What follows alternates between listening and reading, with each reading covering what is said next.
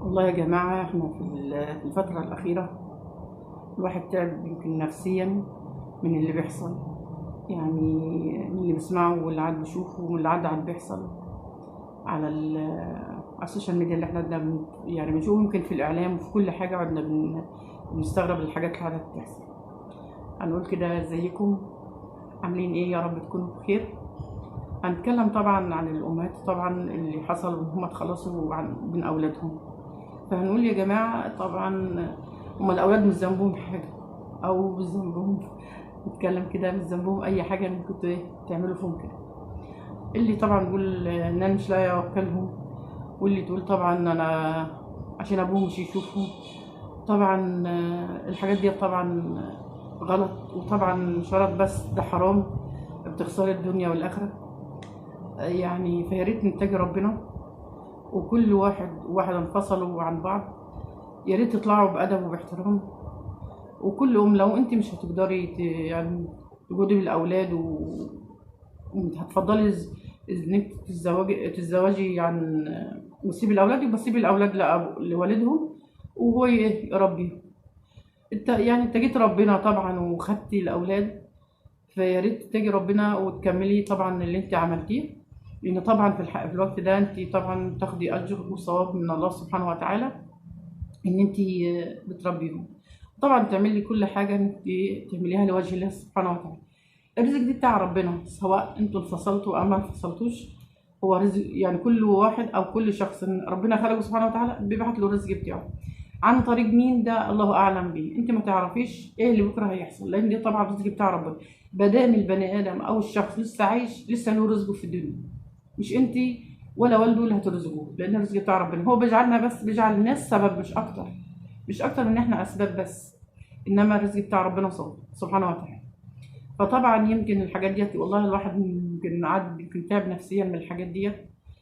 كانت زمان الواحده لما بتنفصل او يعني جوزها بتوفى، فطبعا كانت تتحمل وتعيش وتربي اولادها. طبعا انت هتقولوا طبعا دي مشاكل، اكيد إن هي مش حاسه، لا احنا حاسين بالمشاكل ديت، واكيد كل الناس يعني ضاغط الحاجات ديت، يا اما باليتم يا اما بالحاجات زي ديت، او لهم قرايب او ناس من العيله طبعا بفيها الحاجات دي. بس طبعا مش كل حاجه ان احنا هنقول مثلا احنا تعبنا نفسيا، كل واحد بيتعب نفسيا، وكل واحد طبعا في مشاكل اكيد الشخص بيتعب نفسيا، ودي شيء يعني مش فيه فصال.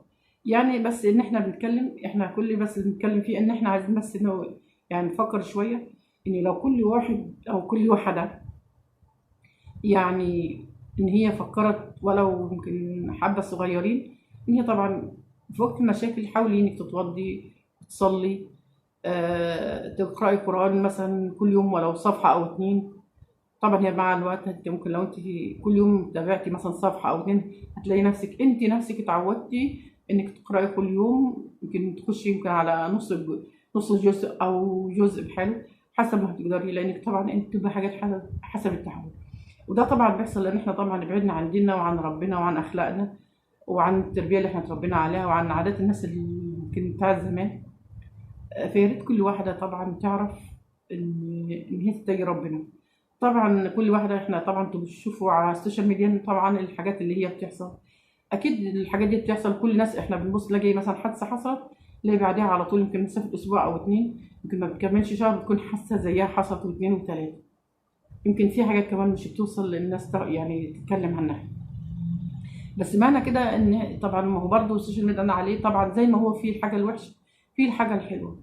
طبعا ما تاخديش الحاجه الوحشه وتعملي زيها، طبعا ما تاخدي الحاجه الحلوه. طبعا في ناس بتتكلم وفي ناس في مشايخ برضه بتنصح، وفي ناس برضه بتعلم حاجات زي كده. طب يا ريت يعني ناخد الحاجات الحلوه نتعلم منها، وبلاش الحاجات الوحشه اللي ممكن تفسد الاخلاق واللي دمرتنا.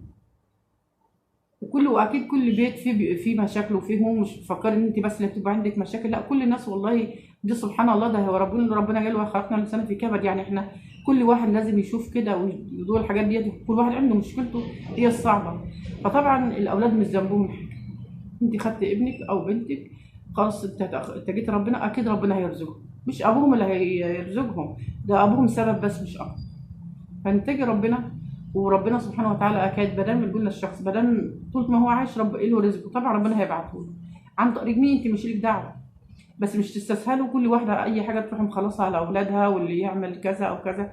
ولا طبعا انا مع طبعا ان الشخص يطلق مراته ويرمي الاولاد وما يصرفش عليهم ويراعيهم، لا ده طبعا دي حرام ومش فيه فصال. يعني لو انت هتتكلم، لا هو مش فيه فصال ان انت ان الحاجات دي مش هيشيل عليها ذنب، وربنا هينتقم منه في الدنيا وفي الاخره. بس اصبري، والصبر طبعا اكيد اخرته خير ان شاء الله. بس يا ريت بس كل واحد يعني يتقي ربنا، يتقي ربنا بس في الاولاد. يعني اعملي اللي عليكي واكيد هتاخدي اجر وثواب. وبالعكس يمكن ان انت لما بتاخدي اولادك تربيهم ووالدهم عايش، يمكن اجرك وثواب عند ربنا سبحانه وتعالى بتضاعف. لان طبعا انت مش متوفي، ده هو عايش على الدنيا وبيشتغل له دخل، ومش بيصرف على اولاده. فاكيد دي طبعا اكيد هيشيل عليه ذنب ومش في صالح. ما تستعجليش، وكل حاجه في اوانها هتكون كويسه وهتاخدي حقك. واولادك اكيد هيكبروا وهيعوضوك عن كل شيء. وفي قصص كتير يمكن برضو. في واحدة سمعتها مع رضوى الشربيني طبعا على التلفزيون، برضه بتحكي قصتها إن جوزها رماها، وكان ابنها تعبان وعايز يعمل عملية ومش راضي يديله كمان فلوس، ورفع عليه قضية، وطبعا هو سافر وسافر. طبعا دي برضه حاجات تشرف من الحريم اللي خدت أولادها وتعبت عشانهم. ويعني دي حاجة مشرفة، يعني الواحد يفتخر بيها إن هي صبرت واتعلمت ودرست، وكان مش معاها فلوس. وكانت هي يمكن هي بتروح تتابع القضيه بتاعتها، ما كانش معاها فلوس تقوم محامي. فطبعا الحاجات دي كويسه وبتشرف. يا ريت احنا نكون زي الناس ديت. واكيد في عائلات برضه من دي كتير، مش حاجات زي كده، يعني مش لكل وحش. بس احنا طبعا مش عارفه الوحش هو اللي بنعرض ليه، بس بغض النظر وعشان جلد ولا ايه ما نعرفش. بس المهم ان في ناس كويسه يعني كتير، وناس حلوه وناس تتشرف طبعا. وكل طبعا وكل واحده تفوض امرها الى الله سبحانه وتعالى وتتقي ربنا. واكيد الاولاد اللي انت هتاخديهم وتربيهم اكيد ربنا هيعوض عليكي وهيرزقك. بس انت لو قعدتي فكرتي وبعدتي عن الشيطان، قعدتي صليتي وقرأتي قرآن، ويعني قلت اذكار الصباح والمساء، اكيد ربنا سبحانه وتعالى هيفرجها عليكي، وهيبعت لك ممكن يهديك مثلا، او يفتح لك باب رزق تشتغلي بيه او تعملي اي حاجه، وهتصرفي على نفسك، ويمكن تعملي كمان فلوس منه كمان. لان طبعا ربنا قال وعسى ان تكرهوا شيئا وهو خير لكم. انت مش تعرف الخير فين، يمكن ربنا رد لك بالحاجات ديت فيها خير الك ولاولادك. وكل واحد تجي ربنا. انت شلتي مسؤوليه، يا ريت تسلمي امرك وتشيليها وتسلمي الامر لله، اكيد ربنا هيعوضك. ونتجي ربنا يعني، لان الحاجات دي فعلا بتتعب كتير، وعدد المشاكل بتزيد كتير من كل حاجه. فيا ريت طبعا تصبري وتسلمي الامر الى الله سبحانه وتعالى، ويا ربنا هيعوضك خير ان شاء الله. وبلاش اللي احنا بنعمله في الاولاد، لان الاولاد مش ذنبهم حاجه. الاولاد طبعا المفروض احنا نراعيهم، ودي امانه في رجوتنا هنتحاسب عليهم في الدنيا وفي الاخره كمان. وكل حاجه انت بتعمليها.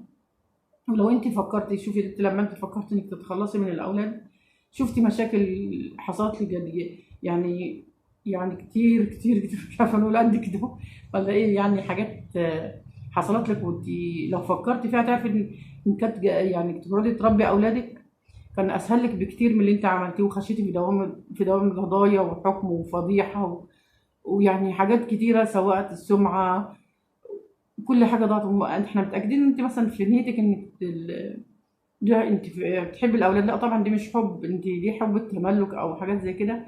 فبلاش. يعني لو مثلا ابوها والدهم قال انا عايزه اخدهم او اشوفهم، بس بيشوفوا، ما هو ابوهم برضه يمكن يساعد. فبلاش ان احنا نخش في حتت يعني والله بتدخلنا في دوامات كتيره وتتعبنا نفسيا وعصبيا وجسديا كمان. ومش كل حاجه يقول لا احنا نفسيتنا تعبانه بس هو عايز يتجوز، ما يتجوز يا ست، ايه يعني؟ ومش مش مشكله. نسلم الامر لله، ما عادي يعني. هو كل حاجه بامر ربنا سبحانه وتعالى، يعني مش تصعب الامور جو يعني. وخدي ولادك وربيهم في حضنك وطبطبي عليهم، اكيد ربنا هيعوضك خير.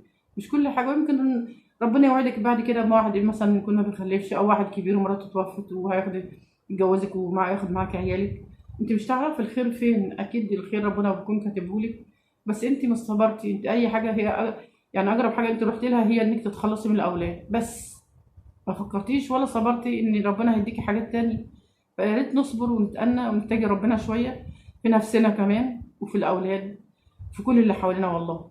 يعني انت بتسيئي لكل اللي حواليك وبتتعبي كل اللي حواليكي واهلك وكل حاجه، يعني كل بيتعب حواليكي، لان طبعا تبقى طبعا مشكله وحاجات مش إلها، يعني مش قادره اوصف لك ايه اللي بيحصل.